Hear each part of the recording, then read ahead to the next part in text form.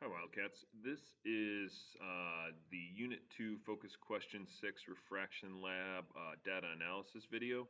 So at this point, you have watched the video on how to conduct the refraction lab data or experiment, and now you have some data, right? So you've measured, you've shined the light through the medium, and you have a bunch of incident angles and refracted angles, and it's time to do a graphical and mathematical model from it.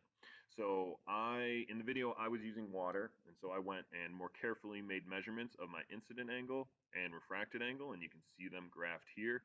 So this was line A. So when I shined the laser in A, I measured that, and I got about 9.1 degrees, and then it came out, or the refracted angle, after it passed through the water, at about 6 degrees, and then so on down the line. So this is A, B, C, D, E, F. Okay, so we need to graph the sine of these angles in order to get the index of refraction. The reason for that is if you look at Snell's law is the index of refraction of medium 1 times the sine of that angle is equal to the index of refraction for medium 2 times the sine of the refracted angle.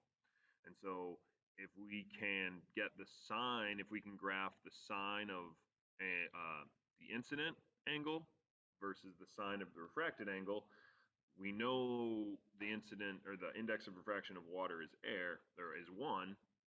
No, sorry. We know that the index of refraction for air is about 1, so we should be able to get then the other index of refraction, so for the medium, a medium 2.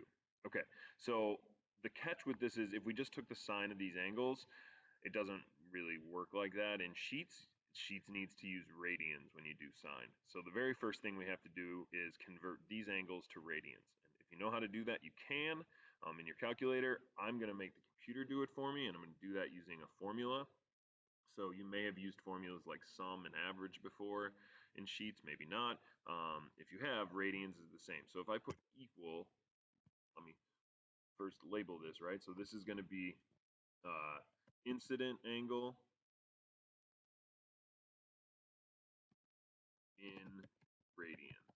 Okay, so I've got a title here, and I am now in this cell going to put equals, and that tells it I'm going to type a formula in here.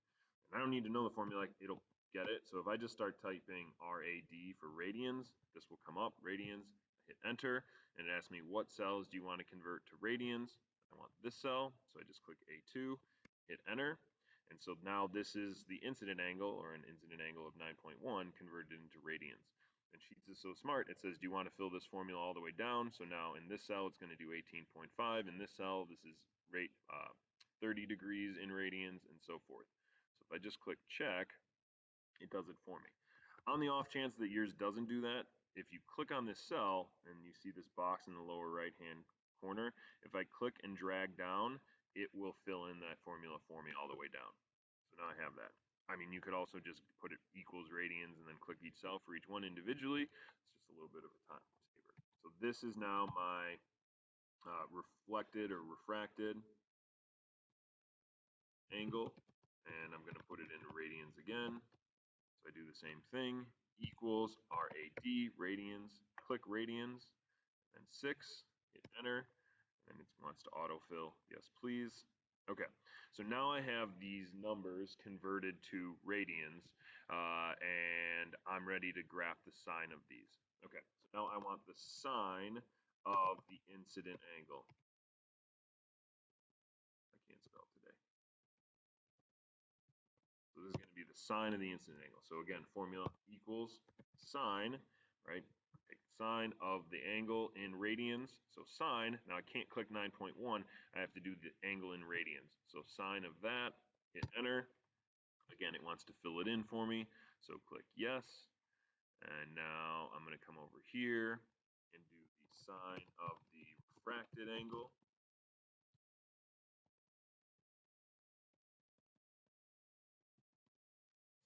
Equals sine, click sine, the sine formula, click the refracted angle in radians, hit enter, autofill, yep. Okay, so now I can graph the sine of the incident angle and the sine of the refracted angle. And so now we need to do a little bit of algebra in our heads here. So we want to isolate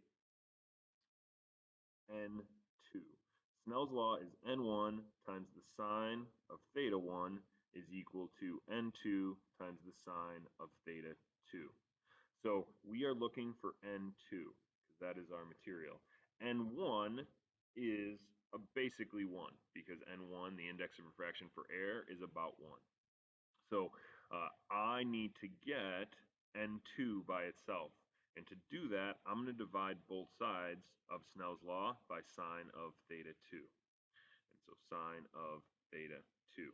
What that gives me is the index of refraction of material 2 is equal to N1, which is 1, so we can ignore it, is equal to sine of theta 1 over sine of theta 2.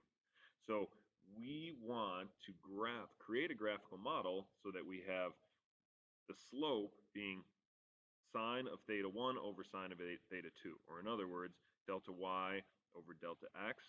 And so if sine of theta 1 over sine of theta 2 would give me, I want sine of theta 1 as my y-axis and sine of theta 2 as my x-axis. So I need to keep that in mind when I insert my chart. So I'll go insert chart, and then it asks me, well, it's already done it for me. So let's see if this is right. So I want sine of theta 1. That is my refracted angle as my y-axis. So no, it has done this wrong. I want the series, or my y-axis, to be something different. I want this to be, it's going to make me pick. So if I click this dot, or this data range, it asks me to pick it, and I want this is not in my way. Okay, so I want the sine of the incident angle, sine of theta 1 on y. So to do that, there, I'm going to click this column right here, E1 through E7, click OK. And then on my x-axis, I want sine of theta 2, so that's the refracted angle. If I click here, okay, x-axis, I want to select it, sine of the refracted angle, so click that. Okay, so now here is my line. Right here are my values graphed. Okay, so now I need to, after I change the title and do all these other things, I want to, it is a scatter plot, so we're good there. I want to customize this. I want to add a trend line, and I want to use the equation for this. Okay, so this is, I should make this a little clearer when I do my axis titles. Okay, so this is not the incident angle, it is the sine of the incident angle. And, or excuse me, on my vertical axis, it is the sine of the incident angle. And on the horizontal axis, it is the sine of the refracted angle. So when I graph those, okay, this line, the slope of it, represents sine of theta 1 over sine of theta 2. That is equal to the index of refraction for the second material. So I look at this slope and it's 1.3. Okay, 1.3. So what that's telling me, the index of refraction of water in this lab that I calculated is 1.3. And the known value for it is 1.33. If we look at our chart, you'll see it is 1.33. So what does this tell me? It tells me that this lab is an accurate way to determine the index of refraction for a material. There are some steps I have to take. I have to measure each of the incidence and refracted angles as they go through there. I have to convert them to radians, and then I have to take those radians and take the sine of them. But now this chart, the slope of this line, is telling me exactly that. So these are the exact same steps that you'll go through tomorrow, or when you do your lab. The catch will be, instead of using water, you'll be using an unknown substance. So I hope these videos are helpful, not only in organizing what you need to do, but making sense of it.